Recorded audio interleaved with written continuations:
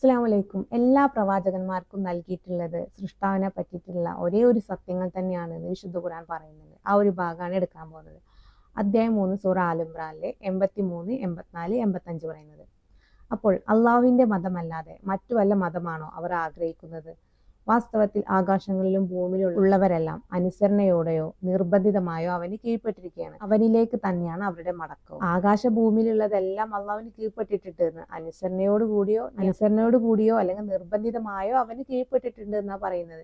നബിയെ പറയുക, അള്ളാഹുവിലും ഞങ്ങൾക്ക് അവതരിക്കപ്പെട്ടതിലും ഖുറാനിലും ഇബ്രാഹിം, ഇസ്മായിൽ, ഇസ്ഹാക്ക്, യാക്കൂബ് സന്തതികൾ എന്നിവർക്ക് അവതരിക്കപ്പെട്ട ദിവ്യ സന്ദേശത്തിലും മൂസാക്കും ഈസാക്കും മറ്റു പ്രവാചകന്മാർക്കും തങ്ങളുടെ രക്ഷിതാവിൽ നിന്ന് നൽകപ്പെട്ടതിലും ഞങ്ങൾ വിശ്വസിച്ചിരിക്കുന്നു.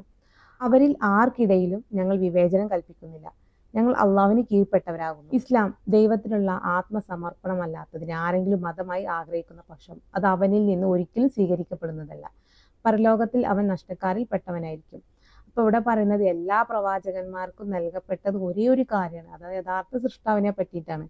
ആ സൃഷ്ടാവിനെ ആരാധിക്കുക എന്നുള്ളതാണ്, അല്ലെങ്കിൽ ആ സൃഷ്ടാവിലേക്കെല്ലാം സമർപ്പിക്കുന്ന ഒരു രീതിയാണ് ഇസ്ലാം എന്ന് പറയുന്നത്. നമ്മളെ ജീവനെ നിയന്ത്രിച്ചുകൊണ്ടിരിക്കുന്ന ആ ഒരു സൃഷ്ടാവിനെ പറ്റിയിട്ടാണ് ഇവിടെയൊക്കെ പറയുന്നത്. നമ്മൾ ഏത് നബിമാരുടെ ചരിത്രത്തിലേക്ക് പോയി കഴിഞ്ഞാൽ അവിടെയൊക്കെ നമ്മൾ മനസ്സിലാക്കുന്ന ആരും ഹൃദയത്തെ ചലിപ്പിച്ചുകൊണ്ടിരിക്കുന്ന, നമ്മുടെ ഹൃദയത്തിലെ നന്മയും തിന്മയും കണ്ടുകൊണ്ടിരിക്കുന്ന, നമുക്ക് ചുറ്റിൽ വലയം ചെയ്യുന്ന, നമ്മളെല്ലാ കാര്യം അറിഞ്ഞുകൊണ്ടിരിക്കുന്ന, നമ്മൾ പ്രവർത്തിക്കുന്നതൊക്കെ അറിഞ്ഞുകൊണ്ടിരിക്കുന്ന സൃഷ്ടാവിനെ ആരാധിക്കാനാണ് ഏത് പ്രവാചകന്മാരും നമ്മോട് കൽപ്പിക്കപ്പെട്ടിട്ടുണ്ടായിരുന്നത്. അവരൊക്കെ വിശ്വസിച്ചിരുന്നതും അതേ അള്ളാഹുവിനെ തന്നെയാണ്. ആ ഒരു അള്ളാഹുവിനെ സ്വീകരിക്കുക, അല്ലെങ്കിൽ ആ ഒരു വിശ്വാസത്തിലേക്ക് നമ്മൾ നിയന്ത്രിച്ചു കൊണ്ടിരിക്കുന്ന ആ ഒരു സൃഷ്ടാവിലേക്ക് എല്ലാം സമർപ്പിക്കുന്ന ഒരു രീതിയാണ് ഇസ്ലാം എന്ന് പറയുന്നത്. അപ്പൊ അതാണ് നമ്മൾ സ്വീകരിക്കേണ്ട ഏറ്റവും വലിയ പാത. അത് വിട്ട് നമ്മൾ പോയി കഴിഞ്ഞാൽ നമ്മൾ നഷ്ടക്കാരിൽ പെട്ടവനായിരിക്കും. കാരണം യഥാർത്ഥ സത്യത്തെ ഫോളോ ചെയ്യുക എന്നുള്ളതാണ് യഥാർത്ഥ നീതി.